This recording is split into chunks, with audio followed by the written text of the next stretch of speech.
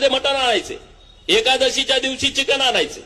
म्हणजे इथं आता मला मोर्चामध्ये कळलं की एका गटाची लोक त्या मोर्चात पुढं पुढं पुढं पाहतायत. ते घर पण तसंच आहे.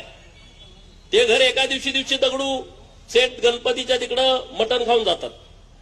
तुम्हाला सगळ्यांना माहित आहे ते घर कोण आहे. त्याचे सासू ख्रिश्चन आहे, नवरा ब्राह्मण आहे, बाप मराठा आहे, आई कुणी आहे, असं कॉकटेल घर आहे.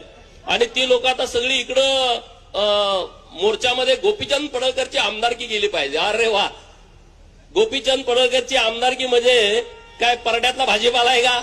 अरे जत मधल्या मायबाप जनतेने मला 40,000 मताच्या फरकाने निवडून विधानसभेमध्ये पाठवलंय. ते तुम्ही सांगण्यामुळे माझी आमदारकी जाऊ शकते का? सांगा, जाऊ शकते का?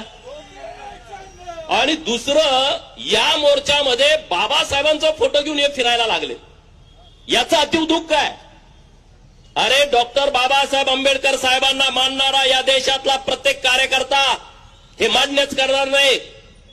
5 फेब्रुवारी